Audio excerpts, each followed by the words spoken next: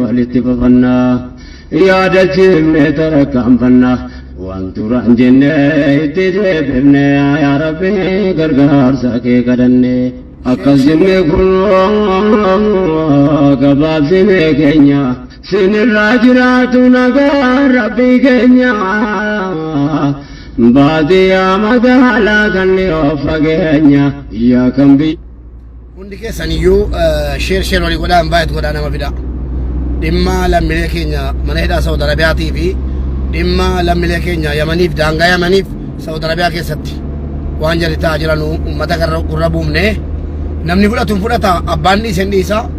dhimma lammiilee Saawud Arabiyaa keessatti akhbaara gaarii jira dhimma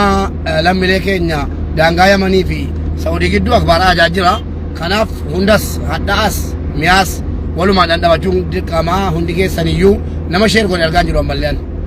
sheer godha yaa simbaase sadi benjireenya rakkoon biyya lafa baansaa jabeenya dhuunfaa keenya gaana rakkinni jireenya dibneerraa gosaanne biyyee keenya lafa keessa tamsa'e uummanni keenya yaa rabbi yoomumaa buunee lafa keenya furmaata harka keeyina سبيك وانورك يا ربي غرغر ساكي كدني ربي كينيا سبيك. السلام عليكم ورحمة الله وبركاته. نموني دعوة جبتان هندم تكيسانيو شير ناقودان توكو itaan suudhaanii obboleewwan keenya ergaan dabarfachuu dhufe waa lamatuudha waa dheeraan qabu waa lamatuurraan dubbachuu dhufe innis dhimma godaansa seeraan alaa fi dhimma lammiilee keenya mana hidhaa Saawud Arabiyaarraan dubbachuu dhufe dhimma lammiilee keenya Saawud Arabiyaarraa yeroo dursinu maashaallah tabaarakallaa ammas sagaleen keenya dhageettii argatee jira warreen ijoollee Saawudiitiif sagalee turtanis sagalee taatanis galatoomaa ulfaadhaan siniin jedha dhugaa rabbii dubbachuudhaaf iyya birmannaa dhabe jechuun waa'ee lammiilee keenya mana hidhaa Saawudiiti waa'ee lammiilee keenya mana hidhaa qofa osoo hin ta'in warri bakkee jiranus sodaa cimaa keessa turanii haa ta'u furameera jechuu miti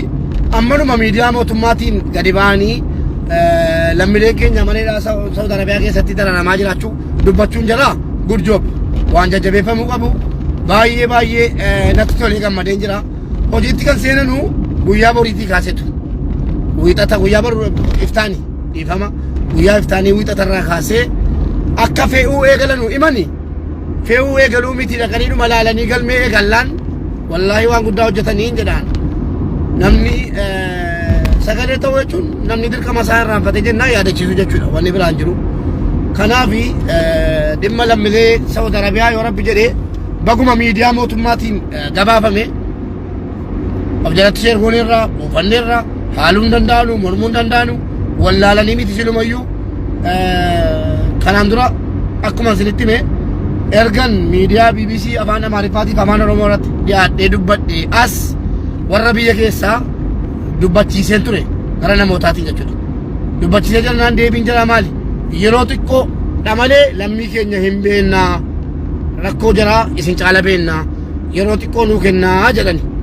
gadi ba'ee Facebook irrattis TikTok irrattis isinii himeen ture yeroo xiqqoo nuu kennaa jedhaniiru mee in eegnaa torbee tokko lama in eegnaa isiniin jedheen ture addaan kuteen ture sagalee san booda akkuma jedhani guyyaa kaleessaa sa'aatii 7 irratti bifa oduutiinis gabaasaniiru jechuudha lammiilee keenya mana hidhaa Saawud Arabiyaa keessatti akka dararamaa jiran afaan jaraatiin gabaasaniiru siluma wallaalanii tun ta'in beeku egaa waan nu rakkise jedhanii rakkoon lammii kee baraaruu caalu hin jiru rakkoo guddaa keessa jirra egaa yoo rabbi jedhee mee bor qofa oolaa iftaan irraa eegalaa hojiini du'aayii kadhaa bakkuma jirtanu du'aayii kadhaa dhimmi guddaan inni kun akbaarrii waa'ee ijoollee lammiilee keenya mana hidhaa Saawud Arabiyaa kana fakkaata kanarra keenya irraa jechuudha kanaaf yoo rabbi dhugaa godheefi baga gammadanii isiniin jechuun barbaada ammas addaan citus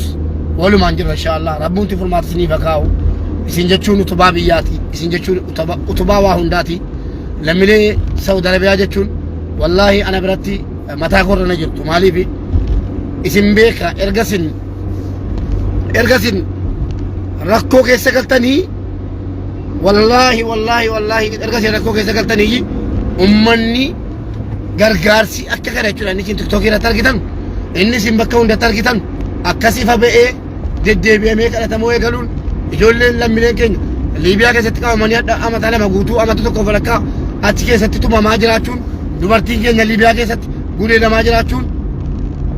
ergasii rakkoo keessa galtanii akka hin taane eenyuun shakkii qabu hin qabaannus akka nama tokko nama gargaarsaa turetti gara rakkoon isin irra ga'uun rakkoon nama hedduu irra ga'e isin qofaa miti jechuudha. Kanaaf akkasitti hubadhaa isin nama tokko miti wallaahi isiniituu danda'ame lammiilee qofatu hin ta'in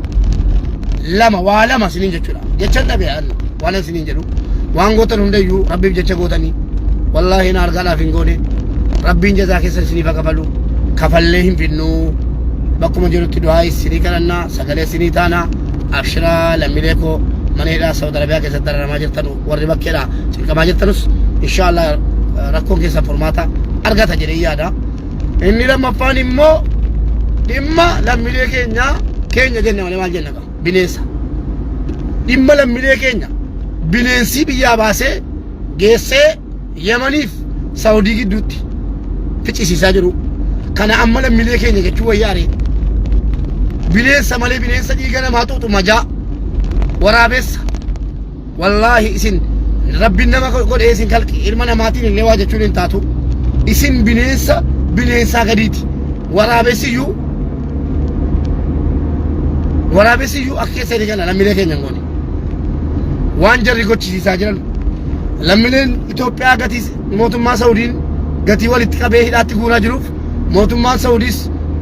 warri Saudiis nama jaraa hojjetu dhabanii birrii dachaadhaan hojjechiifataa jiru biyyan taa'inaa jedhanii barattoota ijoollee reefuu guddataa jirtu attaallalanii gowwoomsanii gargaarsa ragaa kan jarri godhatan immoo obbolaa jaraa warra maallaqa ergu. Deengadda akkuma isinitti hime nama 200 bakkatti fixanii Saudii saarukaa gadhiisee Yemanii Saudii gidduutti daangaa irratti nama 200 fixe mootummaan Saudii. Mootummaa Saudii maaliif fixe jennee komachuu hin dandeenyu. Namni daangaa isaa eeggata. Isaanatti nuuf hinaa jedhe nu jibbe namni of ajjeesaa jiru tokkoffaan warra hidhaarraa galee ijoollee sossobee kaasaa jiru. Mootummaan bakka jarri jiranutti qabee yoo dhugumatti lammiidhaaf yaada ta'e mootummaan kun dallaalotas In 3 kilometers, take the exit towards Zara Al Mahdi. Sagalee jaraa waraabsifannee maqaa jaraa ganda jaraa aan of hirkaa gara nama 35 qabaan dallaalota Yemanii ta'an. Akkasumas kan biyya keessaa ijoollee sossobanii baasaa jiranus nama hedduu Afrikaa qabaan informationii guutuu Afrikaa qabaan. Kanaaf gara dandeenyeen dabarsinee kennina inshaallah warra Yemen jiru akka maatiin jaraa dhaqanii hidhaatti xafaxafaman maatiin jaraa akka jarri qabamanu dallaalota Yemen jiran tokko tokkoon maqaa jaraa bakka dhalootaa waliin waa hunda irra geenyee jirra. Nama nurkaa fuudhamne yaa mootummaa yaa aangawoonni mootummaa waan kana irratti nu hojjedha. Wanni lammiilee keenya ficcisiisaa jiru wanni isin taabsaa jiru wanni isin abaarsisaa jiru warra biyya keessa taa'ee lammii fakkaatee bineensa nu keessa taa'e to'annoo seeraa jara maaliif nu oolchuu dadhabdan?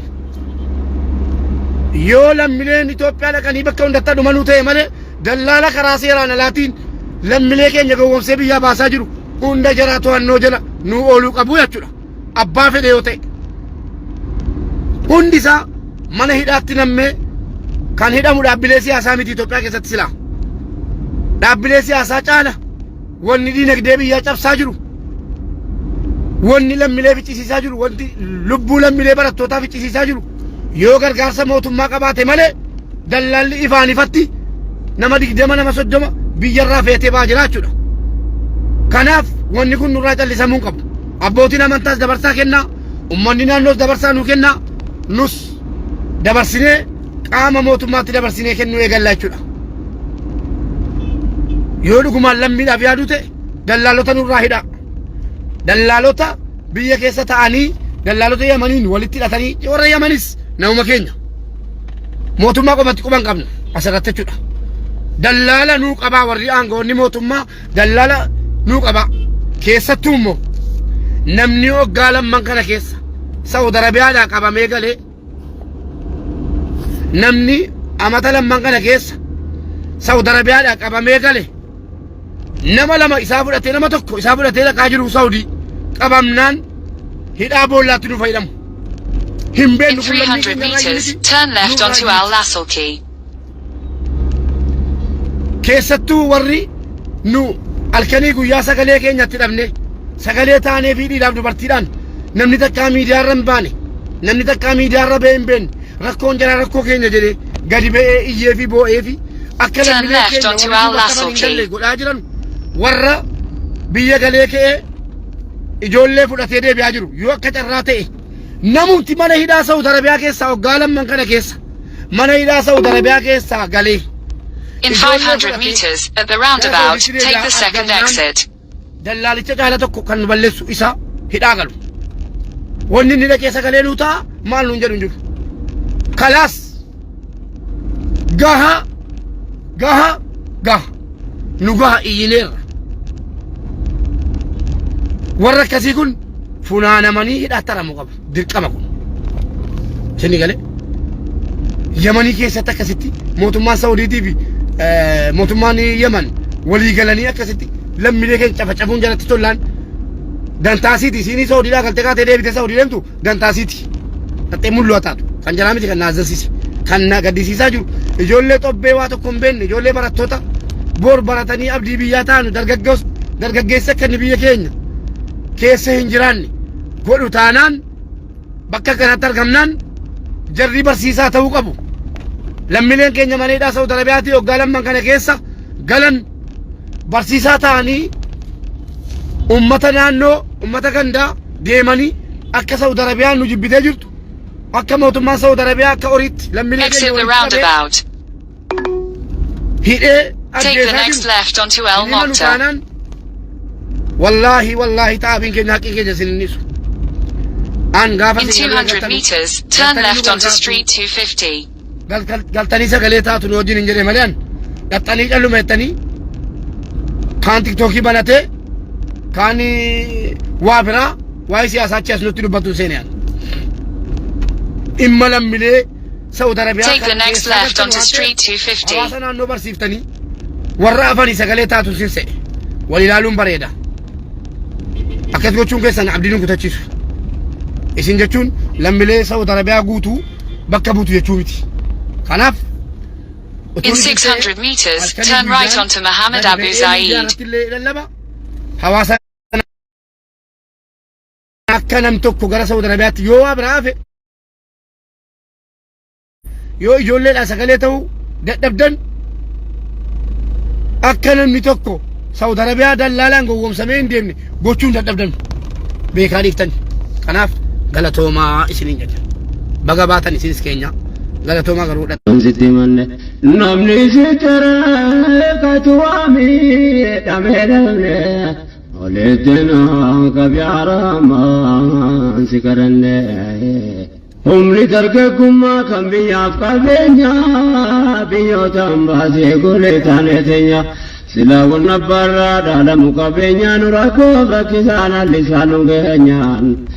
dabarina jisuuf teenya dhala keenya akkitaane akkasii akkam ta'u teenya furmaata nuun kenni haa ilaahi keenya kennuun jedhimee buunee lafa keenya dhiiraa dubartii keenya hiree gootaan saamutanne yaa rabbi gargaarsa kee kadhanne ammas akkas jennee dabarree fakkeenya bakka namaa ga'uu miti yaanne keenya akka namaa ta'uu hawwinee jireenyaan bakka itti rakkatantu ta'e rakkoo keenya kanaafuu guddaanuu taate hiree keenya